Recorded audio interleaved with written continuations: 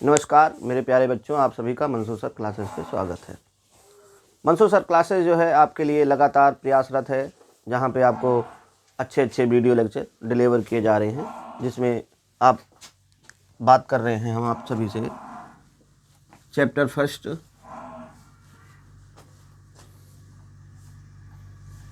इसमें हम बात करेंगे आज आपसे इलेक्ट्रिक फील्ड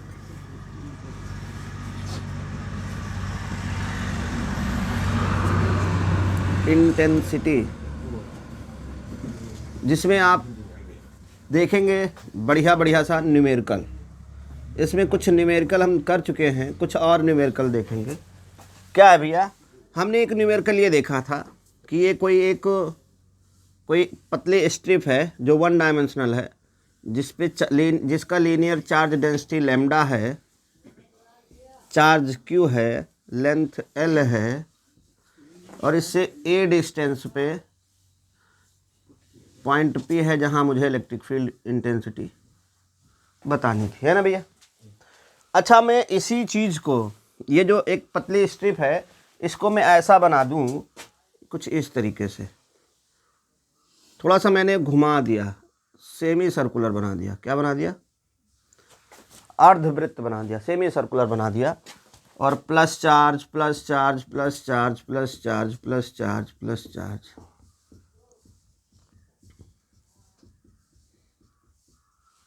ये सेंटर इसका O है, रेडियस इसकी R है। अब इस प्लस चार्ज, ये पूरा प्लस चार्ज है, तो हमसे क्वेश्चन कह रहा है कि इलेक्ट्रिक फील्ड इंटेंसिटी बतानी है। कहाँ पे? At O। Electric field intensity at O।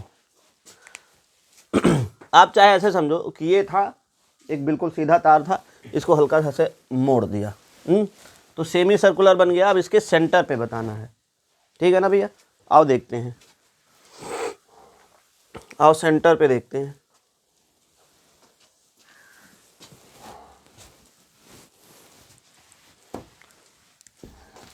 तो मैंने क्या पढ़ा है, आपने क्या पढ़ा है कि पॉइंट चार्ज के कारण इलेक्ट्रिक फील्ड इंटेंसिटी डिफाइन है, ये आप जानते हो। कहीं पर भी पॉइंट चार्ज होगा प्लस क्यू, आर डिस्टेंस पे इलेक्ट्रिक फील्ड इंटेंसिटी क्या बनेगा? के क्यू बाई आर स्क्वायर। समस्या तो तब आती है जब यहाँ पे पूरा चार्ज होता है। अब हम किस चार्ज के कारण यहाँ इलेक्ट्रिक फील्ड देखें। पॉइंट चार्ज तो है नहीं ये पूरा।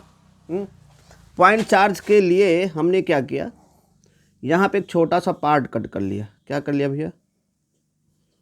छोटा सा पार्ट कट कर लिया, जिसकी लंबाई क्या है? dl। छोटा सा पार्ट कट कर लिया है जिसकी लंबाई है dl। अब मेरे प्यारे बच्चों, ये जो मैं देख रहा हूँ, ये मैं कहाँ देख रहा हूँ? मैंने थीटा डिग्री पर, थीटा कोण पर, थीटा एंगल पर एक छोटा सा पार्ट कट किया है dl। तो अब ये भैया, जब सर्कुलर की बात होती है, ये सर्कुलर की बात है, तो अगर मैं छोटे से बात की करूँ तो ये क्या होता है? आर्क होता है कि नहीं होता है? ये आर्क है ना, ये आर्क हुआ कि नहीं हुआ? तो चाहे आर्क मतलब चाप भैया, तो चाहे छोटा चाप हो चाहे बड़ा चाप हो, आर्क है। तो ये देखो ध्यान से, ये आर्क का ही तो है। जैसे ये आर्क होता तो सेंटर पे ये क्या एंगल बनाता? ये कुछ ना कुछ एंगल बनाता ना। तो ये छोटा सा आर्क मैंने ले लिया, तो इसको भी मिला दिया मैंने। ये रेडियस आर थी, तो ये भी तो रेडियस आर होगा। अच्छा भैया, जब आर्क को हम मिलाते हैं तो एंगल क्या बनता है? थीटा। तो अब यहाँ पे छोटा सा मैंने पार्ट छोटा सा लिया है dl। आर्क की लंबाई बहुत छोटी है, तो यहाँ जो कोण बना होगा वो भी तो बहुत छोटा होगा, डी थीटा।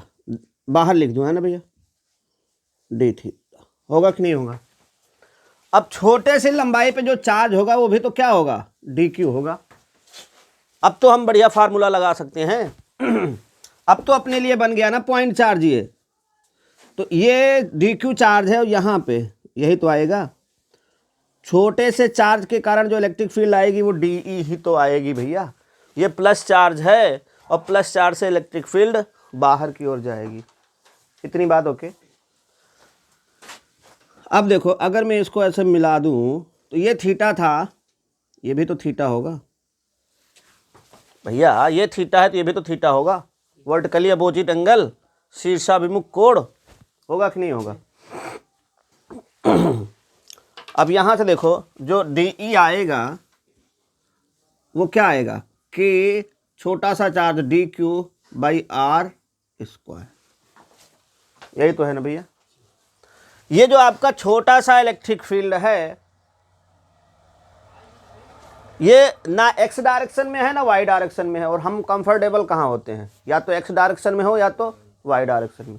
तो इसको x और y में बनाने के लिए देखो ध्यान से, ये DE है, यहाँ से एंगल बन रहा है, तो इधर की तरफ अगर मैं इसे तोड़ूं, इसका कंपोनेंट बनाऊं, तो इधर क्या बनेगा DE cos थीटा, और इसके परपेंडिकुलर दूसरा वाला ये बनेगा, ये क्या बनेगा DE sin थीटा। यही तो बनेगा भैया, यही तो बनेगा, है ना भैया। अब बहुत ध्यान से समझना, बहुत ध्यान से समझना। इस DQ को उठा के, इस DQ को उठा के मैं यहां रख देता हूं, यहां पे, तो DQ DQ DQ DQ DQ DQ DQ DQ DQ DQ DQ DQ DQ DQ DQ DQ DQ सब DQ DQ जोड़ लेता हूं, सबके कारण यहां मिल जाएगा। हाँ भैया, मिलेगा कि नहीं मिलेगा, मिलेगा ना। अच्छा, लेकिन जब पहले मैं DQ यहां जोड़ूंगा तो एंगल यहां से नापा जाएगा, मतलब एंगल 0 डिग्री रहेगा। फिर मैं थोड़ा सा जाऊंगा तो थीटा बदलेगा, यहां से आते आते आते आते आते आते ऐसे आ रहा हूं, तो क्या बदल रहा है भैया, थीटा बदल रहा है, थीटा बदल रहा है ना। तो कहां से जा रहा हूं 0 से, और यहां तक आओगे तो क्या बन जाएगा 180 बनेगा कि नहीं बनेगा। तो मैं अगर 0 से लेके 180 तक इसको कर दूं इंटीग्रेट, समाकलन कर दूं, तो पूरे सेमी सर्कुलर वायर या जो भी स्ट्रिप है, जो भी है कुछ है, उसके कारण यहां पर इलेक्ट्रिक फील्ड आ जाएगी, है ना भैया। लेकिन बहुत गौर से समझना, जैसे मैंने यहां पे है, यहां पे आया, तो यहां पर भी तो डी ऐसे आएगा, इसके भी कंपोनेंट डी कॉस थीटा और डी साइन थीटा। यहां पे आया D cos theta D sine theta, यहां पे आ गया D cos theta D sine theta, और बिल्कुल इस पे यहां पे तो बिल्कुल डी ऐसे रहेगा ना। अच्छा, इसके बाद यहां पे मान लो मैं आया इधर इस डायरेक्शन में, यहां पे यहां पे यहां पे यहां पे अगर हमने छोटा सा कट किया तो उसकी इलेक्ट्रिक फील्ड तो इधर को बनेगी ना। और यही एंगल मान लेते हैं इस टाइम पे यहां पे है थीटा, मान लो यहां पे था, तो इसका भी तो कंपोनेंट इधर जाएगा डी कॉस थीटा और डी साइन थीटा। कहने का मतलब अगर आप आधे पे हो, आधे तक, इधर इतने तक, तो इधर के जितने कंपोनेंट आएंगे यहां यहां यहां यहां सबके component D cos theta D cos theta D cos theta D cos theta आएगा ना इधर, और इधर D sine theta D sine theta D sine theta आएगा ना। और जैसे आप इधर आ रहे हो इधर, तो इधर से इलेक्ट्रिक फील्ड इधर बनेगी, है ना भैया। और जब इधर बनेगी तो इधर की तरफ क्या आएगा डी कॉस थीटा और इसका कंपोनेंट डी साइन थीटा, बनेगा कि नहीं बनेगा भैया। अब देखो, अच्छा चलो मान लेते हैं ये थीटे ले लिया, इधर क्या बना डी बना, और इधर की तरफ क्या जाएगा डी कॉस थीटा, और इधर की तरफ क्या आएगा डी साइन थीटा। आएगा कि नहीं आएगा, आएगा कि नहीं आएगा भैया। अब देखो समस्या क्या आ रही है समस्या नहीं आ रही है, फायदा हो रहा है। 0 से 90 तक जब आएगा तो डी कॉस थीटा इधर आएगा, और 90 से फिर 180 मतलब पाई तक आएगा तो डी कॉस थीटा इधर आएगा। देखो जब यहां तक था 0 से यहां तक तो डी कॉस थीटा इधर था, और इसके बाद जब डी कॉस थीटा इधर रहेगा, मतलब डी कॉस थीटा ये वाला और डी कॉस थीटा ये वाला दोनों आपस में बराबर होंगे, और अब विपरीत दिशा में है तो एक दूसरे को क्या कर देंगे निरस्त कर देंगे। बचेगा क्या D sine theta D sine theta D sine theta. आप यहां से यहां तक चले आओगे, सब क्या बचेगा केवल D sine theta D sine theta ही तो बचेगा। तो क्या रहेगा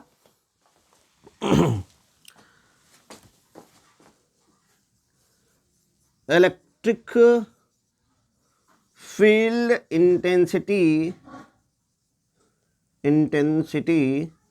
के डी कॉस थीटा वाले कंपोनेंट एक दूसरे को निरस्त कर देंगे मतलब कैंसल आउट कर देंगे, है ना भैया। ठीक, बचेगा कौन? केवल डी साइन थीटा वाले ही बचेंगे, है ना भैया।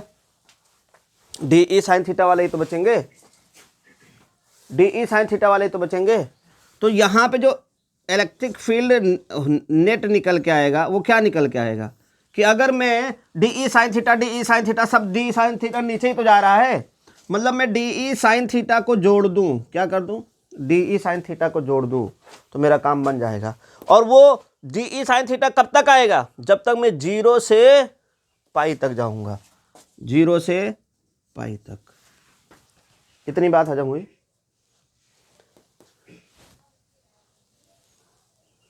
हजम है भैया। अब देखो यहां से ई नेट 0 से पाई, डी की वैल्यू रख लो K D Q by R square sine theta. अब इधर आ जाओ, यहां से के और आर स्क्वायर कांस्टेंट है, तो ई नेट बराबर के बाई आर स्क्वायर, बचा क्या, डी क्यू साइन थीटा 0 से पाई। ए भैया देखो ध्यान से, दिख रहा है ना ये, देखो बहुत ध्यान से देखो, डी क्यू है, जब यहाँ से चलोगे तो थीटा 0, 15, 20, 25, 30, 45, 60, 90, 120, 150, 180, कौन बदल रहा है? थीटा बदल रहा है ना।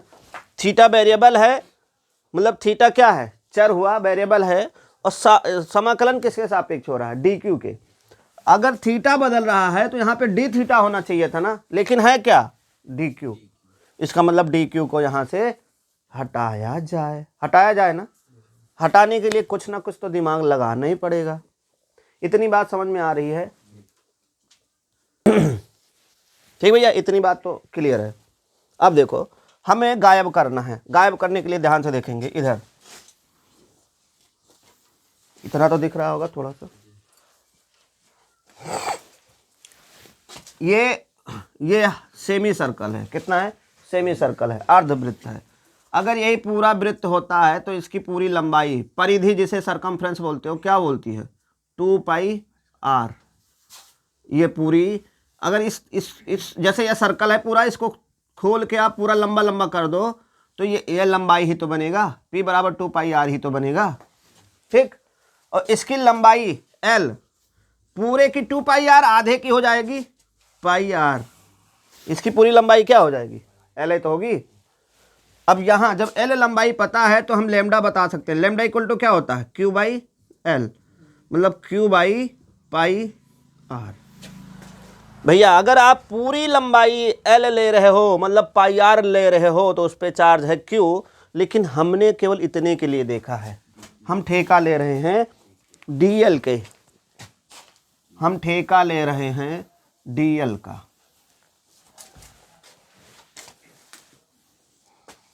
ए भैया लैम्डा बराबर डी क्यू बाई DL, छोटी सी लंबाई DL में कितना चार्ज है, DQ, तो यहां से DQ की वैल्यू निकल आएगी, DQ बराबर लैम्डा DL। ए भैया जैसे मैं DQ को हटा के लैम्डा DL रखूंगा, फिर से है तो थीटा, चाहिए तो मुझे D थीटा ना, DL से काम नहीं बना। मतलब भैया आसमान से गिरा खजूर पे अटक गए ना। अब DL से मुझे D थीटा चाहिए, DL से मुझे D थीटा चाहिए। तो मेरे प्यारे बच्चों सुनो, ये कभी सुना है क्या, आर्क बराबर नहीं, एंगल बराबर, ये तो फार्मूला कहीं ना कहीं पढ़ा ही होगा, एंगल बराबर आर्क बाई रेडियस। तो एंगल, ए भैया आर्क की लंबाई कितनी है, बहुत है छोटी, DL है ना, तो यहाँ पे DL लिख लिया, और रेडियस क्या है, आर लिख लिया, और एंगल भैया इसके बीच का एंगल भी तो बहुत छोटा होगा, डी थीटा। अब देखो डीएल को यहां से गायब करो, डीएल बराबर क्या हो जाएगा, आर डी थीटा, हो ना। तो पहले मैं डी क्यू को गायब करता हूं, तो डी क्यू को गायब करने के लिए देखो ध्यान से, यही समझ लो भैया, मैंने डी क्यू के जगह पे लैम्डा डी एल रखा, और डी क्यू की जगह पे फिर से मुझे क्या चाहिए, डी थीटा चाहिए, तो डी एल को हटा के लैम्डा आर डी थीटा रखा। ये बात दिख रही है वहां के, नहीं दिख रही है, और क्लियर भी है कि नहीं है, क्लियर है। तो भैया ई नेट बराबर के आर स्क्वायर 0 से पाई, डी क्यू ये यहाँ पे साइन थीटा है, और डी क्यू की जगह पे रखेंगे lambda R D theta. Lambda R बाहर कर लो,